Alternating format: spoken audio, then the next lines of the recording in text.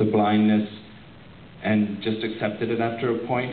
We did these blind exercises, all the actors as a group, all the leads combined with the extras, where we worked with blindfolds for a while, wandered around with blindfolds and did other exercises to try and use our other senses and ignore our visual stimuli. And it was an amazing experience, actually, because it not only did it really work to help us feel blind, but it helped us feel together as a cast and feel like we were thrown together in this strange circumstance, like the characters in the film, and it really led us through. There were a lot of different scenes, obviously, in a movie. That's a kind of statement there. Yeah, there's lots of different ones. Which one was the most difficult? I meant to say there were a lot of challenging scenes in the film that might be difficult to do. Which one stood out as the hardest?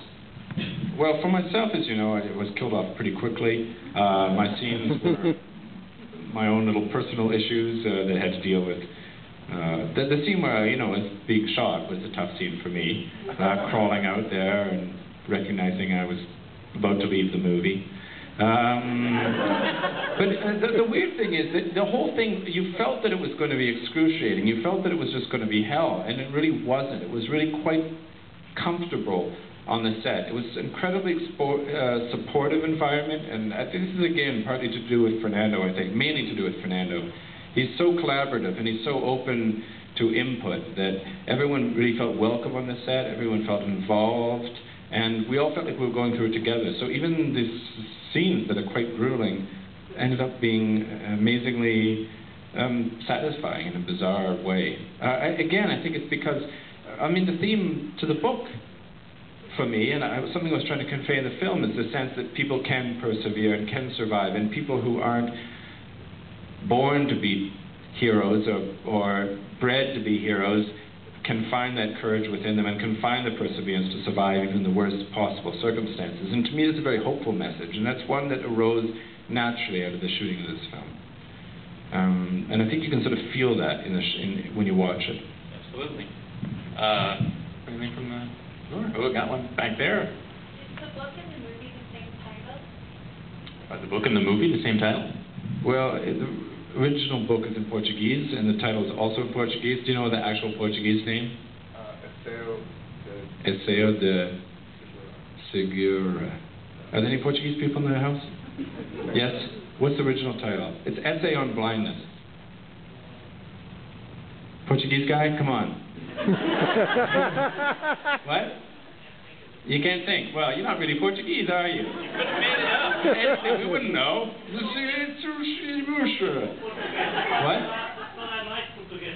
There you go, whatever he said. That's right. So it's actually Essay on Blindness, and then, but the English translation of the book was called Blindness, which is sort of a stronger, more punchy movie title, we thought. This one back there. Yes. Sure, you. I noticed in the film that in scenes where people go blind, you signal it by the brightness of the screen. But then you have that little ting sound. Ting, yeah, that little ting. Can you comment a bit about the sound, the absence of light? Well, it's true. Obviously, sound, that was something we were also aware of early in the process, that sound was going to be crucially important in this film, more so than a lot of films, because obviously when you're blind, sound is important. And I don't know, maybe, do you want to talk about the sound?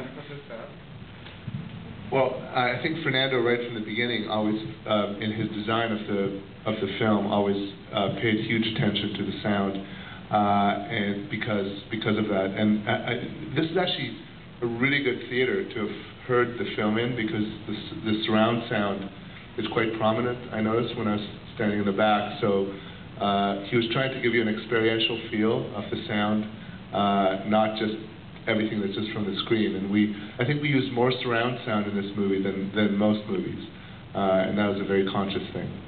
And I would say, along with the visual design and the sort of discussions we had about the visual style, which was also obviously crucial to a film about blindness, it wasn't just a flourish, the style, it was central to the theme, you know, the idea of who's watching and point of view, and that sort of the way Fernando was trying to disorient you at times. It was similar with the sound, and he had this evolution, the way the sound becomes disconnected with the people talking towards the end, as it sort of does with blind people. I think it was very clever that way. I'm not the sound guy, so I can say that. Anything else? I got one for you if you want. All right, let's take it from you. Well, you've done some, this is sort of an apocalyptic film. They had Last Days. Is this a topic you're going to explore more, or are you sort of done with that now? I don't know, like I thought, I never thought that it was going to be a career, actually, the apocalypse. It was a nightmare from my adolescence, but it's turned out to be a big, it's a big career move for me. So, and frankly, it doesn't look any less likely these days, so I'm still thinking it might happen, and maybe I'll exploit it further. I have to point out that Don McKellar is the writer of The Drowsy Chaperone, which is a musical on Broadway, singing and dancing, and it's all very happy. And he won a Tony Award for it. So there you go. He did that while he wrote Blindness, believe it or not. So that's kind of the antithesis, I would say. It's true. Sometime in the middle of Blindness, I thought, you know what? I'd like to do a musical. Damn the apocalypse. The apocalypse will have to wait.